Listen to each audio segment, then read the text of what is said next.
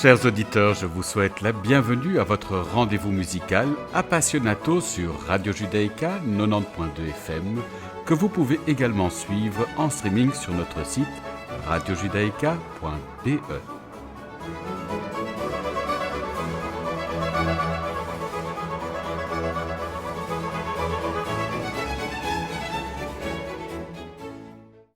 Nous avons l'immense plaisir d'accueillir aujourd'hui Eric Sleichim qui vient nous présenter son nouveau triple album. Bonjour Eric. Bonjour Frédéric.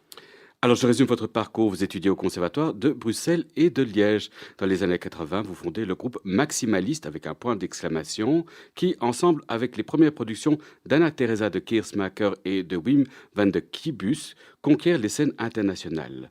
En 1988, vous fondez Blindman, aussi avec un point d'exclamation, un quatuor de saxophone qui développe de nouvelles techniques et qui, en recherchant continuellement la confrontation avec d'autres disciplines, élargit sensiblement le répertoire de l'instrument.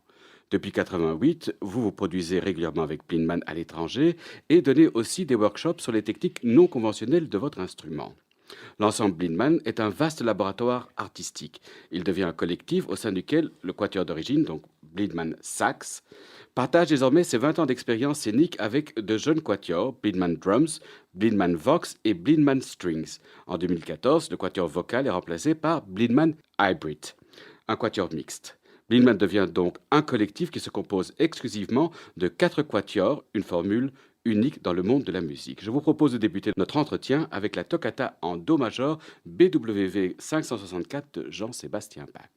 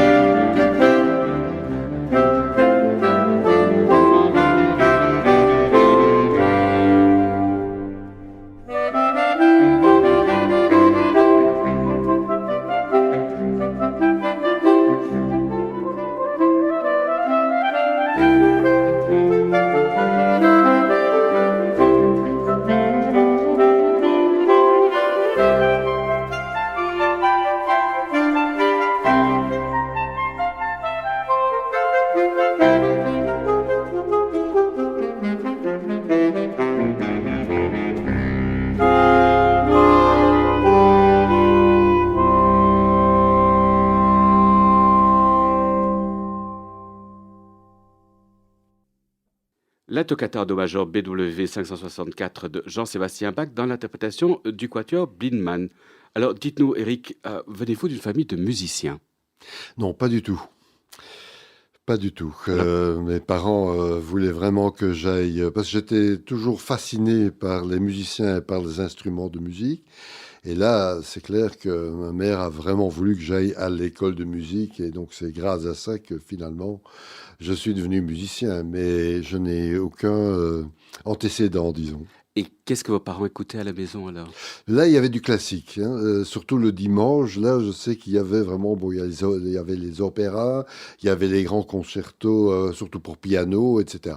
Donc ça, il y avait quand même aussi bien du baroque que de la musique romantique. Il n'y avait pas de contemporain, par contre, malheureusement. Et alors, comment avez-vous découvert le saxophone? Ça, c'est un hasard, parce que mon premier instrument, en fait, ça a été la guitare. Et que, alors, après, c'est en découvrant le jazz que j'ai voulu jouer du jazz à la guitare. Et ça ne me convenait pas vraiment. C'était pas vraiment l'instrument pour ce langage. Pour moi, évidemment, il y a des formidables guitaristes de jazz, bien entendu. Et c'est, en fait, je voulais faire du piano. Et c'est en achetant un album, un double album de Dave Brubeck. Et le deuxième de ce double album, c'était Stan Getz. Et c'est comme ça que j'ai découvert vraiment le saxophone par Stan Getz, en fait, et que finalement, j'ai été fasciné par cet instrument, et que assez tard, quand même, j'avais quand même déjà 19 ans quand je me suis mis au saxophone et que j'ai laissé la guitare. J'ai encore essayé de cumuler les deux pendant un an, mais là, pour aller tout à fait dans la perfection, disons, là, j'ai quand même dû laisser tomber la guitare, que j'ai retrouvée il y a une dizaine d'années, et que finalement, je rejoue maintenant, notamment sur le nouvel album d'ailleurs. Alors, Stan Getz, Dave Brubeck, ce sont deux immenses saxophonistes, mais de jazz. Et vous avez plutôt décidé d'orienter votre carrière vers le classique. Est-ce qu'on peut dire cela? Oui, tout à fait, parce que donc, bon, Dave Brubeck, c'est donc le pianiste, hein, Oui, c'est pardon, le excusez-moi, piano, non, excusez-moi. pas Oui, de oui, problème, voilà. Oui, oui, c'est excusez-moi. pour les auditeurs Oui, qui ne oui, soient pas vous avez confus. raison. Oui. Mais non, mais non, non, c'est clair que, disons, d'abord, j'ai eu tout un parcours dans ce jazz. Donc, évidemment, Stan Getz, très vite, je l'ai trouvé trop sage. C'est un formidable saxophoniste, mais j'ai découvert très vite, évidemment, John Coltrane. Et alors, le free jazz, Eric Dolphy. Donc, vraiment, et ce qui m'a fasciné surtout là, c'était le son, c'était la sonorité. Et par contre, parce que là, évidemment, quand on parle de, par exemple, de John Coltrane, on se trouve dans les années 60. Moi, j'étais au conservatoire dans les années 80. Et en fait, le jazz, à ce moment-là, m'était souvent pas assez, était aventureux, mais dans les structures, ne pas assez développé architecturalement. Quand je comparais ça avec des œuvres de Ligeti, de Xenakis, de Furneaux, etc., je ne trouvais pas ça dans le jazz.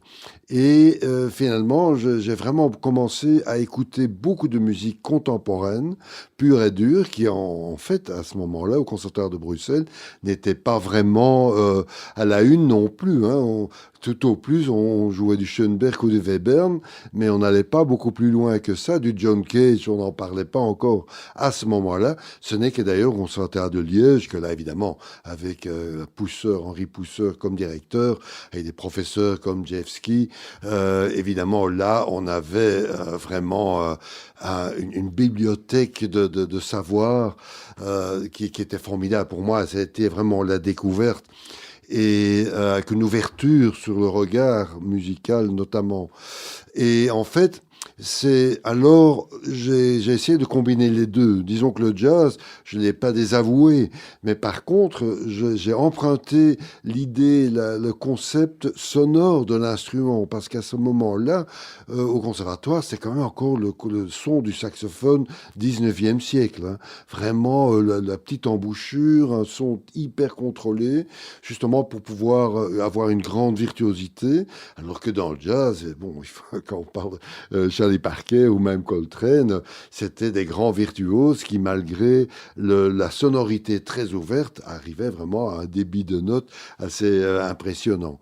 Donc là, en fait, ce qui a été important pour Blindman, pour mon projet de quatuor de saxophone, c'était que, quelque part, je voulais vraiment développer un langage contemporain, de musique contemporaine, mais avec une sonorité que j'empruntais du jazz, parce que c'était une sonorité ouverte, très vocale de l'instrument. Et c'est, disons, un son que maintenant, heureusement, dans les conservatoires, on les retrouve même chez les professeurs de saxophone classique. Alors, vous êtes également un chercheur parce que vous faites usage des clés et des ressorts, des sons percussifs et gutturaux. D'où vous vient cette envie d'exploiter toutes les ressources du saxophone? En fait, ça a été vraiment un grand amour avec cet instrument. Je me rappelle, le premier que j'ai acheté, c'était d'occasion. Il tenait vraiment avec des élastiques, parce que j'avais pas les sous. J'étais étudiant, j'avais pas le sou pour acheter un nouveau saxophone, ou en meilleur état. Mais par contre, je me rappelle que les premiers jours, il était sur mon lit avec une lampe de bureau pointée dessus pour le découvrir cette usine de clapets, de ressorts, de cuir, de bronze. Vraiment, j'étais fasciné par cet instrument. Et encore avant de pouvoir en libérer un son convenable, disons, il y avait déjà tous les sons de clapets, etc., que je découvrais en faisant fonctionner le mécanisme de cet instrument. Et donc, cet instrument m'a fasciné dans sa totalité, aussi bien visuellement, dans la mécanique et dans les sons de cette mécanique. Et donc très vite aussi, j'ai trouvé ces sons-là, des sons que, en principe, en classique et même en jazz, on essaye de ne pas faire entendre trop. Chez moi, ça est devenu vraiment un son de prédilection qui avait le même statut que le vrai son de l'instrument, le son généré par l'ange, disons. Et donc, très vite, et alors évidemment, en même temps, j'ai découvert un compositeur comme John Cage, qui lui, quand on est déjà dans les années 40, en 48, il a écrit ses premières pièces pour piano préparé, et c'est exactement ce travail-là. On va mettre des objets dans le cadre de piano pour justement, il n'y a pas que les cordes du piano qui sont sonores, mais il y a des balles de ping-pong, il y a des ressorts, il y a des morceaux de caoutchouc qui vont vraiment freiner la sonorité, et ça va générer un nouveau monde sonore. Et donc là, pour moi, ça a été la clé de voûte pour commencer le nouveau projet qui est devenu le projet Blindman. Et en plus, je dois aussi dire, en art plastique, parce que j'ai eu l'immense chance de rencontrer à ce moment-là Jan Hout, qui était le directeur du musée d'art contemporain à Gand, qui m'a beaucoup inspiré, et surtout les artistes qu'il montrait, notamment Joseph Beuys. Il y a deux artistes qui m'ont vraiment inspiré beaucoup, c'est Joseph Beuys et c'est Roy Rabinovich, qui aussi c'est un génie, c'est mathématicien, et toute son œuvre est aussi basée entre vraiment la matière et la matière plastique et l'idée mathématique. Et à l'opposé presque de Rabinovich, je dirais, il y a un Joseph Beuys qui, lui, c'est surtout la poésie, et aussi un aspect très social dans son travail d'ailleurs. Mais tous ces artistes-là ont en fait participé, je dirais, à l'image que j'avais d'un ensemble qui deviendrait Blindman et qui heureusement existe toujours. Alors, je vous propose de l'écouter. Nous allons poursuivre avec le Kyrie Kochel 89 de Wolfgang Amadeus Mozart. Les sopranos Els van Latem, Émilie de Vock, Grit de Geiter et Sarah Abraham sont entourés de l'ensemble Blindman.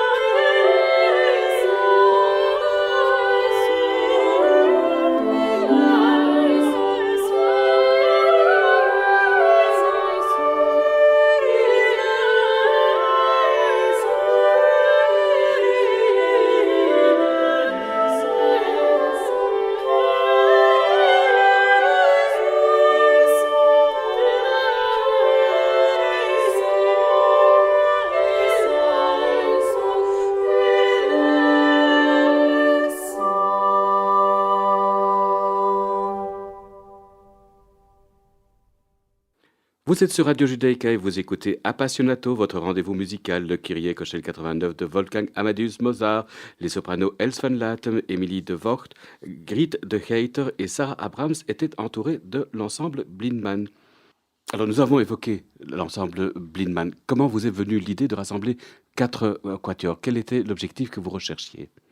Oui, donc en fait, ce n'est quand même qu'après presque 20 ans de travail avec le quatuor de saxophone que m'est venue cette idée, parce que nous faisions beaucoup de workshops à l'époque qui étaient finalement basés sur le travail de quatuor. Parce que disons, bon, ça fait 35 ans que je travaille en quatuor, et ça reste une formule qui me fascine non seulement par le répertoire musical qui existe, parce que disons que la musique occidentale, classique ou savante est vraiment basée sur les 4 voix en principe. Et il y a évidemment dans la polyphonie, il y a des pièces jusqu'à 36 voix, mais disons que vraiment la base, même des grands concertos, des symphonies, la base de l'écriture, c'est quand même 4 voix. La petite harmonie, comme on appelle voilà, ça. Absolument. Donc on a soprano, alto, ténor, baryton ou basse, et donc avec ça, il y a des compositeurs qui vont écrire vraiment des chefs-d'œuvre. Et ça, c'est d'une part la littérature, mais d'autre part aussi comment fonctionnent 4 individus, 4 humains, intensément ensemble, parce que la musique, c'est un travail intense, non seulement du vécu, mais aussi vraiment pour avoir une perfection dans l'interprétation. Et ce n'est pas toujours facile à 4. Et donc, finalement, on a commencé à donner des workshops où on invitait des jeunes à former des quatuors. Et souvent, il y a eu des quatuors qui ont perduré. Et finalement, il y avait aussi d'autres instruments, des autres instrumentistes, notamment des percussionnistes. J'ai dit, ben, bon, pourquoi pas former aussi un quatuor de percussion? Et alors, on a commencé à faire des workshops ouverts au niveau de l'instrumentation. Et je dois dire que ça a été aussi une énorme chance qu'en même temps, j'ai eu une commande musicale de Ivo Vanov, le metteur en scène, pour une magnifique pièce qui s'appelle Les Tragédies romaines et qu'on a créée finalement en 2007. Et où il m'avait demandé d'écrire la musique. Bon, c'était un spectacle de 6 heures. Il y a 3 pièces de Shakespeare, il y a Coriolan, il y a Jules César, il y a Marc-Antoine et Cléopâtre. Et c'est un spectacle de 6 heures, mais qui est formidable. Et là, quand j'ai vu le matériel littéraire et de ce qu'en disait Ivo Vanov de ce qu'il voulait faire avec ce matériel, je me suis dit, bon, là, ce n'était pas le saxophone, vraisemblablement, qui m'inspirait, mais c'était vraiment les percussions. Je croyais, bon, là, il faut... J'entends des percussions. Et donc, voilà. Donc là, j'ai commencé à travailler alors intensément déjà avec un quatuor de percussions qui, après un workshop, a été formé. Et c'est devenu le 2e quatuor de Blind Man, en fait. Et les autres ont suivi. Ça, il y a eu un quatuor à cordes, puis il y a eu un quatuor vocal, avec lequel d'ailleurs on a enregistré les Mozart, hein, les canons, les canons infernaux d'Amadeus Mozart. Et finalement, il y avait, disons que le quatuor vocal, comme c'est quand même très spécialisé, parce que là, je me suis rendu compte qu'à certains moments, on n'a pas fait que du Bach, mais on a aussi fait du Buxtehude, on a fait du Schütz, et alors que c'est quand même Schütz, Buxtehude, Bach, c'est vraiment comme une lignée sur un siècle de temps, et quand même, quelqu'un qui chante du Schütz ne va pas chanter la même chose, de la même façon, le Bach. Et là, je me suis dit, c'est tellement spécialisé, je me suis dit, bon, chaque fois, on travaillera avec des musiciens, des chanteurs bien spécialisés, et alors, en fait, on va faire un quatuor hybride qui donne encore plus de possibilités dans l'instrumentation, dans les choix de répertoire. Ah, mais d'où vous vient cette curiosité? Parce que non seulement vous nous expliquez que vous explorez toutes les possibilités de l'instrument, mais également maintenant le répertoire.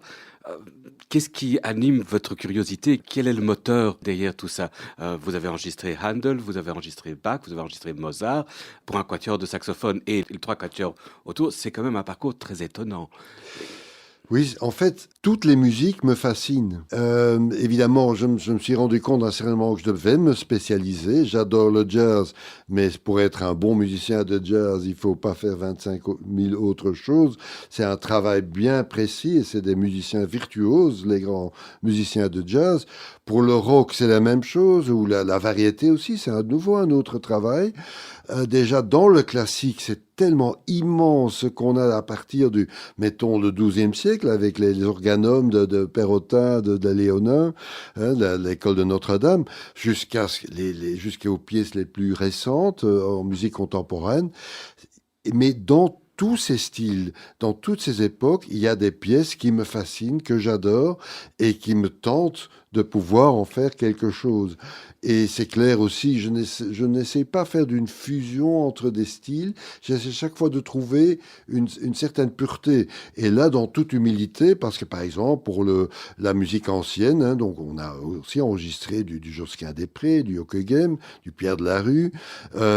Et là, j'ai travaillé avec quelqu'un comme Paul Van Hevel, hein, de Welgas, où j'ai Qui est eu, une référence qui dans est ce... vraiment une référence, mais ça a été une chance incroyable de pouvoir, par exemple, les organums, on les a vraiment travaillés avec lui, mais on les a plus jamais joués de la même façon que la première lecture qu'on en avait fait nous-mêmes, et en néophyte, disons, parce que au saxophone, au conservatoire, c'est pas le genre de musique qu'on étudie, bien entendu. Pour le baroque, c'est la même chose. Là, j'ai eu la chance incroyable de travailler avec le Collegium Vocal et Philippe Herweg, et c'est vraiment, ça a toujours été des immense chance de travailler avec des gens, des pointures, des connaisseurs, euh, des dramaturges de la musicologues. Et chaque fois, en toute humilité, et aussi avec tous les musiciens de Blind Man, il y a toujours eu cet intérêt d'apprendre. Et par exemple, vraiment une anecdote.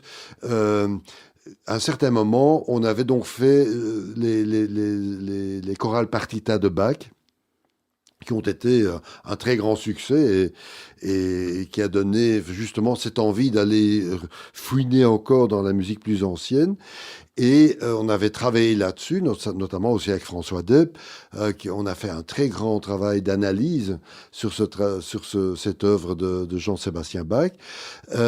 Et après ça, je me suis dit, bon, je vais m'atteler à une musique plus ancienne par fascination et aussi parce que c'était une commande de Bruges 2002 qui était à ce moment-là ville culturelle européenne. Et donc là, on m'avait demandé de faire quelque chose autour de compositeurs bourgeois, et notamment un compositeur bourgeois était Hoekegem, qui a travaillé sur place là-bas, qui a été le grand maître de Josquin-des-Prés. Et donc, il y a tout ce répertoire qui s'est ouvert et avec toutes les possibilités. Et je me suis dit, bon, je vais commencer à écrire, à arranger une œuvre ici pour le Quatuor de Saxe. Ça avait l'air beaucoup plus simple que du Bach. Et donc voilà, je viens à la répétition avec les partitions, avec les 4 musiciens, soprano, alto, ténor, saxe, baryton. Et on joue cet arrangement et ça ressemble à rien. Ça ressemble vraiment à rien. Je dis, mais bon, pourtant, bon, c'est bien la partition, on joue juste, on est tous des bons musiciens, et pourtant, bon, ça n'avait pas ça. Et alors, on a commencé à travailler avec Peter Van Hagen, qui est un grand musicien, connaisseur de la musique ancienne. Et alors, il nous a expliqué, bon, mais ça, c'est l'autonomie des voix de la polyphonie. Et là, on ne doit pas jouer ça comme du baroque. Parce que dans le baroque ou dans le Bach, on a un mouvement de suspension qui va vers une résolution. Mais c'est une toute autre dynamique que dans la musique polyphonique du 15e, 16e siècle. Et il y a cette autonomie des voix. Et donc, en fait, même si un autre musicien, on sent que lui, il monte dans sa mélodie, là, le baryton, peut-être, il est encore qu'au début de ce même parcours et il doit se retenir. On joue ensemble, bien entendu. Et d'ailleurs, il expliquait aussi qu'à cette époque-là, il n'y avait pas encore de partition où on avait toutes les voix écrites. Donc, chaque musicien, qui à l'époque étaient surtout des chanteurs, chaque chanteur avait juste sa mélodie et il ne voyait pas la mélodie de l'autre, donc la découvrait par le chant de l'autre. Et donc c'est une toute autre concentration. Et donc on a travaillé là-dessus avec lui sur une magnifique œuvre d'ailleurs de Josquin-des-Prés qu'il a écrit pour la mort de d'Ockeghem. Nymphe des bois, ma magnifique œuvre. Et c'est sur cette œuvre-là qu'à un certain moment, on a travaillé sur cette autonomie des voix. Et le moment on a compris et on a surtout pu le faire, qu'on se retient, on sent le soprano qui monte dans sa mélodie, et puis il y a l'alto qui arrive. Et ça, le moment où ça, il y a eu le déclic avec tous les musiciens, ça a été magique. C'était magique. Et tout d'un coup, à ce moment-là, cette musique a existé. Pas avant. Et donc, voilà, ça c'est... Et je me dis, dans la musique indienne aussi, je sais que c'est des musiques savantes. Là, je n'y touche pas parce que c'est de nouveau une vie. Je sais que c'est des enfants qui travaillent pendant des années, des années, des années pour devenir des bons musiciens de musique hindoue. Et donc, voilà, là, il faut savoir à quoi on touche et ce qu'on respecte et avec lequel on peut travailler. Et donc voilà, donc là, il y a pour moi dans la musique occidentale, il y a plein de musiques que j'adore et il y a des musiques auxquelles j'ose toucher et d'autres auxquelles je ne toucherai pas et que j'écouterai avec beaucoup, grand plaisir. Alors, votre champ d'investigation ne se limite pas à la musique. Vous avez également collaboré avec des chorégraphes. On pense à Anna-Teresa de Keersmacher, mais également à Yann Fabre, le plasticien. Donc, est-ce qu'on peut dire que vous êtes un chercheur, un explorateur? Vous cherchez à apprendre, à vivre des expériences? Quel est le moteur de votre créativité? Ben, je crois que c'est simplement une grande curiosité. Grande curiosité en général, parce qu'il y a encore d'autres sujets dans ma vie qui n'ont rien à voir avec la musique d'ailleurs. Mais donc c'est surtout cette curiosité, je crois, et l'énorme chance que j'ai eue d'être à Bruxelles au moment qu'il y a eu justement cette vague immense avec des chorégraphes comme Anne-Teresa évidemment, mais il y avait aussi Michel Andemey, il y a eu Michel Noiret, qui est encore toujours très actif d'ailleurs.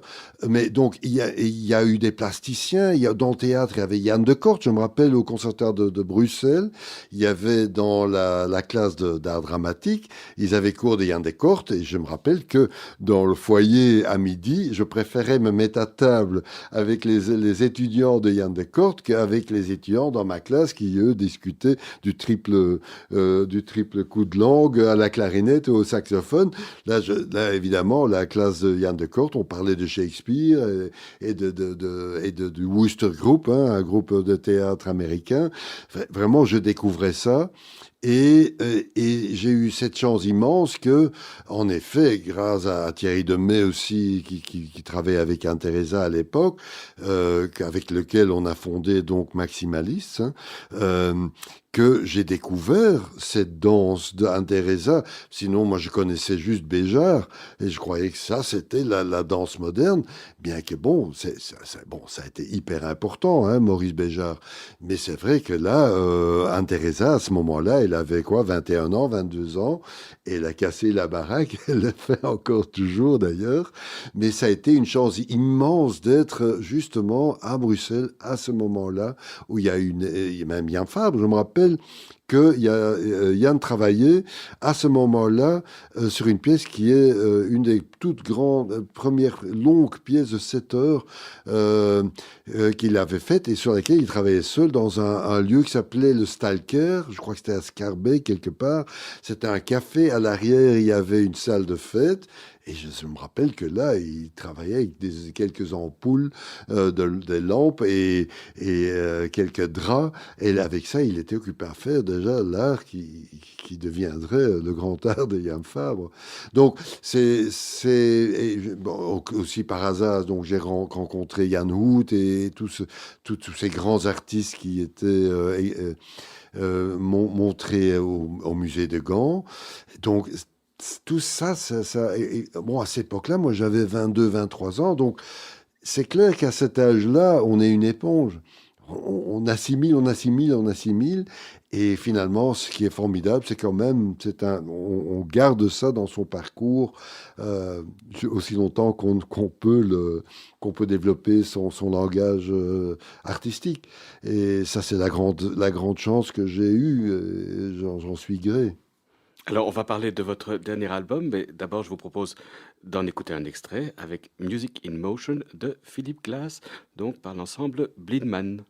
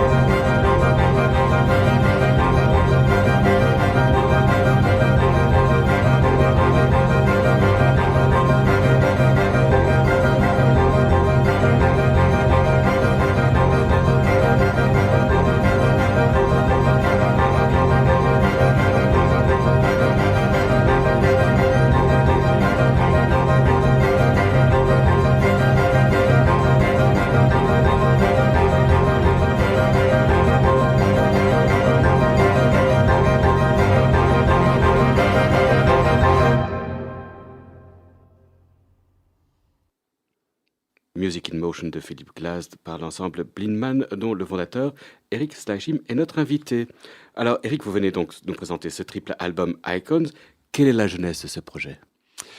Mais en fait, donc, la musique minimaliste, je l'ai connue grâce à Anne-Theresa de Keersmaeker, en fait, qui, elle, avait fait déjà 2 spectacles basés sur cette musique de Steve Reich, sur Violin Phase d'une part et sur Piano Phase d'autre part. Hein, le formidable spectacle Phase qu'elle a fait en duo, qu'elle a créé avec Michelin Demey, d'ailleurs. Et c'est comme ça que j'ai découvert cette musique, en fait. Hein, j'étais au conservatoire et là, je connaissais pas Phil Glass ni Steve Reich. Par contre, je jouais déjà à l'époque avec Wim Mertens. Et lui, c'est vrai qu'il a fait la musicologie. Il avait écrit un livre, je crois, sur Phil Glass ou sur le minimalisme en général. Donc, j'avais déjà entendu parler de ces noms-là sans connaître cette musique. Mais c'était une musique qui me fascinait déjà, parce que, bon, la musique de Wim Mertens, surtout à cette époque-là, donc là, on parle des années 80, c'était une musique encore beaucoup plus pure et dure que ce qu'il a fait plus tard, qui était beaucoup plus romantique. Mais, donc, en fait, cette musique m'a suivi tout le temps aussi, et ce qui est évidemment aussi un cadeau, c'est que c'est une musique souvent à instrumentation libre, surtout les grandes pièces de Philip Glass ou certaines pièces de Terry Riley. Et donc finalement, quand j'ai voulu faire des programmes et proposer des programmes à des grandes maisons de musique, de concerts, j'ai commencé à développer des programmes autour de ces compositeurs-là, combinés avec d'autres œuvres. Et finalement, je me suis dit, bon, ce serait quand même formidable, surtout qu'avec les quatuors qui font Blindman, il y a des pièces comme chez Steve Reich qui sont vraiment spécifiquement pour ces formules instrumentales. Il a écrit des formidables quatuors à cordes, il a écrit des œuvres pour les saxophones, pour les percussions, etc. Donc je me suis dit, là, surtout pour nourrir chaque quatuor Blindman, c'était chaque fois un challenge de travailler là-dessus, parce que par exemple, il y a la pièce pour quatuor à cordes qui s'appelle Triple Quartet. Ça, c'est un challenge à jouer, parce que c'est en fait 3 quatuors à cordes qui jouent ensemble. Et ici, c'est notre quatuor à cordes qui est d'abord enregistré 2 des 3 quatuors, et puis joue live en concert le troisième, au fait le premier qui est soliste. Soit. Donc, j'ai commencé à développer ça. Je me suis dit, bon, ce serait quand même bien de faire un disque avec ces 3 compositeurs, qui sont quand même bon, il y en a d'autres, Julius Eastman, etc. Mais, disons, même aussi Frederichevski, hein, qui est aussi dans cette veine minimaliste. Hein. Quelque part, il faut faire un choix.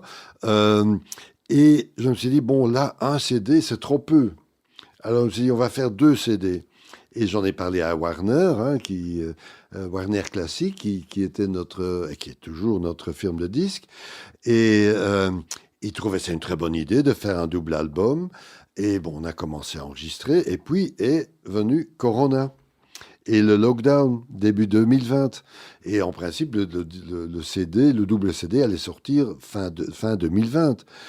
Bon, il y a eu le lockdown, donc le projet n'était pas terminé. Par contre, le lockdown, on avait le droit de travailler avec 4 personnes si c'était dans un grand lieu, un grand studio, avec masque à gare, pardon, avec masque hygiénique. Et enfin, soit. Donc, on a continué à travailler, à faire des enregistrements. Et donc, finalement, on avait tellement de matériel que je me suis dit, mais bon, il y a trop pour 2 CD. On va faire 3 CD. On va faire un CD par compositeur, si Warner est d'accord, bien entendu. Et donc alors là, j'ai proposé ça à Warner, ils ont trouvé ça aussi de nouveau une très bonne idée, et quel cadeau qu'on ait pu faire ça, parce qu'en effet là, Aussi pour Philip Glass, par exemple, ce sont 4 pièces des années 60, hein, Music in Similar Motion, Music in Country Motion, Music in Fifths et Music in Change with Changing Parts. Ce sont en fait aussi là de nouveau les pièces pures et dures de Philip Glass qu'il a composées lui-même en jouant solo à l'orgue à New York dans les années 60 pour des vernissages et qui finalement sont devenues des pièces à instrumentation ouverte. Et donc, on a en fait pour les 3 compositeurs vraiment une image très très claire de chaque compositeur, de ce qui son travail signifie pour la musique minimaliste. Parce que chez Steve Reich, c'est vrai que c'est un instrumentarium très très divers, mais souvent basé aussi sur les quatuors ou sur un soliste qui joue avec ses propres échos et avec le déphasage de ses propres échos. Chez Philip Glass, on a cette œuvre des années 60 et la même chose pour Terry Riley. On a Poppy No Good and the Phantom Band où dans les années 60, il a expérimenté dans un studio avec le Re-Recording en jouant lui-même le soprano. Et Incy, c'est une pièce aussi de 1964 qui encore toujours est jouée par des ensembles dans le monde entier et qui est aussi une œuvre vraiment magique parce qu'elle dure entre 45 minutes ou 1 heure et demie au choix des interprètes. Est-ce que vous pouvez expliquer ceci? Pourquoi au choix des interprètes? Parce qu'en fait, c'est une œuvre, donc là, si on prend, c'est une œuvre qui dure environ 1 heure, et pourtant, elle tient sur un papier A4. Et en fait, c'est parce que ce sont 53 cellules très simples musicales, parfois c'est une note même dans une cellule musicale, et les musiciens peuvent jouer chacune de ces cellules de suite, hein, de 1 à 53. Et il y a quelques règles très simples. On ne retourne pas. Donc, si on joue la cellule 15, on ne veut pas rejouer la cellule 10. Donc, on va jusqu'à 53. On essaye de rester plus ou moins quand même ensemble. Hein, qu'il n'y en a pas un qui a encore toujours avec la première cellule quand un autre joue déjà la 50e. Donc, il y a quelques règles. Mais sinon... il y a en fait un contrepoint, une polyphonie qui se fait au moment même, au choix des musiciens. Et c'est ça qui est fascinant parce que quand on a des musiciens qui s'écoutent, qui écoutent ce qui se passe autour d'eux, et à chaque fois, c'est vraiment comme si c'était une composition, souvent à certains moments, hyper virtuose. Et c'est par le hasard des gens qui s'écoutent et qui jouent ensemble que cette œuvre se forme à chaque fois qu'elle est interprétée. Et ça, ça aussi, c'est fascinant. Je suis très content qu'on l'a aussi sur un des CD. Alors, je vous propose d'écouter un autre extrait donc de cet album avec The Turning Path de Terry Riley par l'ensemble Blindman.